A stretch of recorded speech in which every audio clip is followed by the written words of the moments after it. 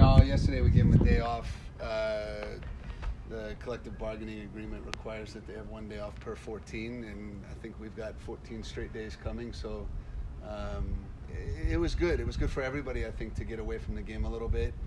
For me, it was unbelievable. I was able to watch the game again, and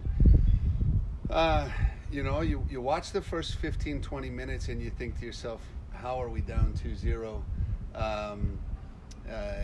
I think the first goal, we talked about it. We had over-rotated a little bit. Whether he was trying to cross or shoot, it doesn't matter. The ball went in the goal. We should have been able to close down faster, but we made individual mistakes that got punished, and goals change games. And I think that was part of the issue. It wasn't tactics. It wasn't effort. It wasn't that we played poorly. We created, I think we almost outshot them. We did a lot. And even with 10 guys, I thought we were very good. But now that I've had a chance to kind of rewatch it, really think about it, I wish I could take my words back in my social media post, because I don't think that we underestimated them at all. I just think goals change games. What was the mood in general for training today? Well, this is one of those where, as a coach, you come in after a 3-0 loss on the road, and you think it's been horrible, and you think that the players have really not done well, and that the plan was wrong, and that's not the case at all. So today we brought everyone in, and we watched the first 20 minutes, and I asked them how they felt. It was really, I think, somewhat cathartic for the boys to kind of watch the game with, we watched the production video today for the first time. We usually watch an analytical view, and I think it was good. They got to hear the announcers. They got to I stopped it, let the boys talk, and let them kind of own their emotions a little bit. And it's one of those you rewatch a little bit together as a group. You talk about it as a team. We presented Aiden with his 200 jersey, which is a fantastic achievement, and we move on. That's it. It's a big game coming this weekend.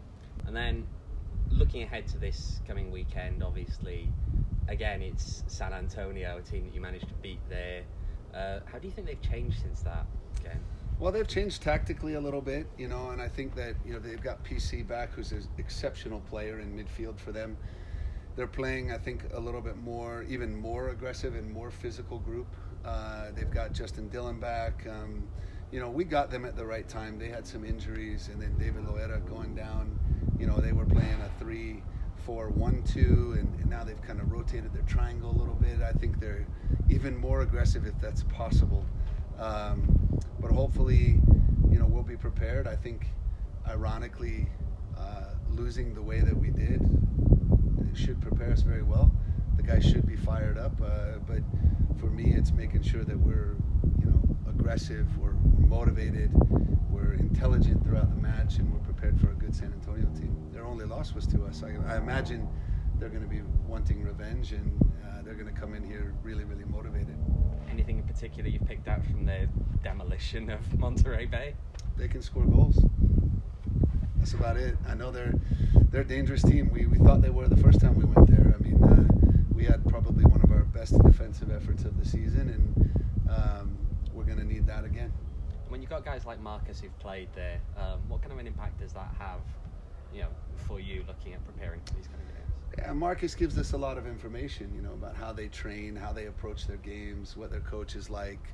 I've spent some time with them talking about it, but now it's a new season. They've got new players, and it's they're 8 games in, and we're all kind of starting to figure out who we are. And I think for us, it's at home where we have to, take the game to them a bit. It's our responsibility, but at the same time, knowing that they're a very good team, they're very aggressive, they're good in the air, they're good at second balls in transition. So Marcus has been fantastic. Anytime we play a team where there's a former player, it's helpful. But I think in most cases, it's usually one of our players that's playing for the opposition. So they probably have just as much information on us. How big is the motivation factor for a player coming up against their former team? It's different. Sometimes players really do well in that, and they cherish those opportunities, and other times players they get too much in their head. I've been really impressed with Marcus lately.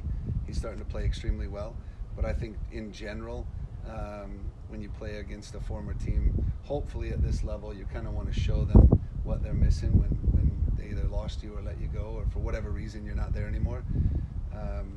But it's, you know, from my perspective, what I know about this young man is he's always motivated to play. It really doesn't matter who we're playing. What's the injury update then, in general?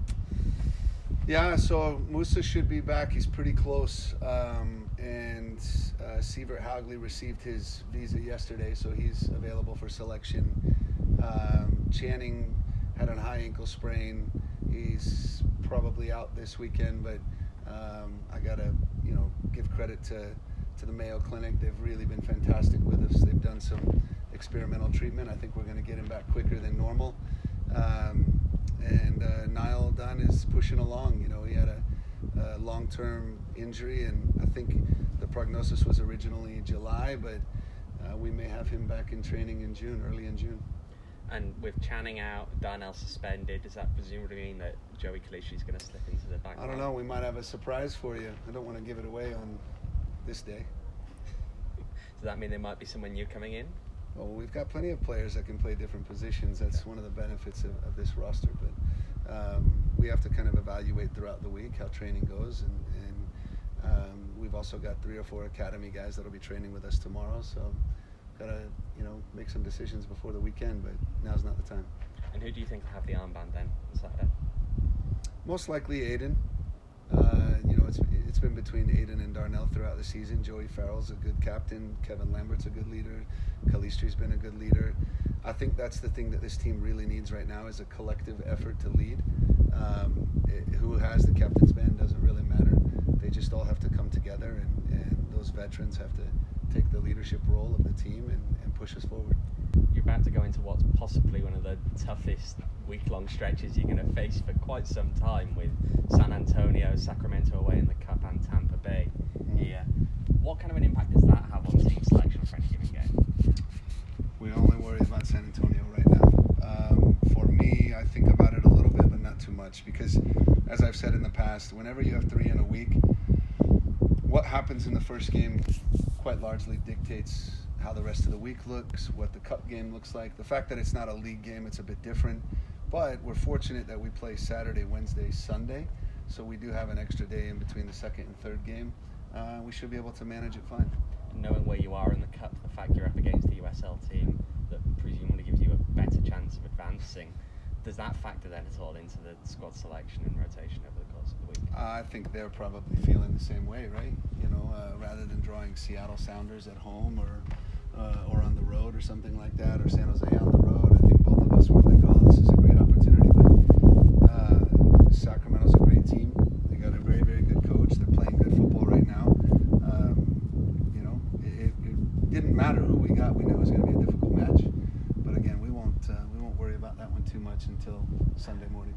And then a team that's maybe not getting those kind of results, Tampa Bay out east, only 1 win in 7, I believe.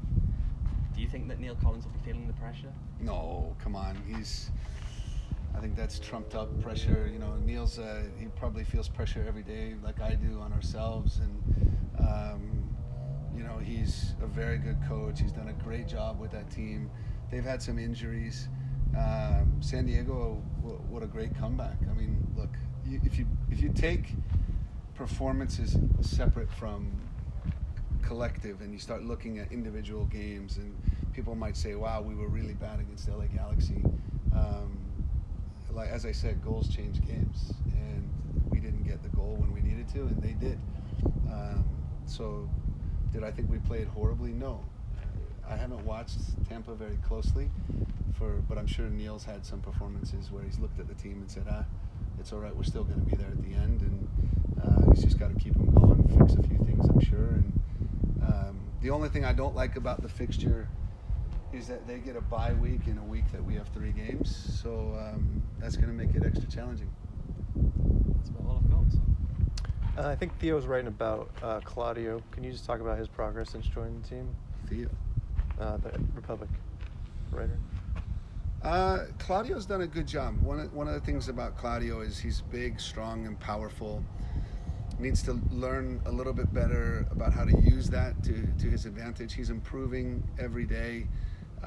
When he first came here, I think he came with the impression that he had to prove to everyone, that he deserved to be at Phoenix Rising, and he was almost running too much, if that's even possible in soccer. But now I think he's starting to figure out a little bit how the team needs him, what we need from him, and we see improvement. It's going to take a while for him to really settle in, but he's a great guy in the locker room. He's very difficult on himself. He expects so much. He's always willing to learn, willing to listen, and we're really glad to have him here. It's unbelievable what he brings to the team, but he just has to keep kind of working on understanding how we want him to play and finish when he gets his opportunities.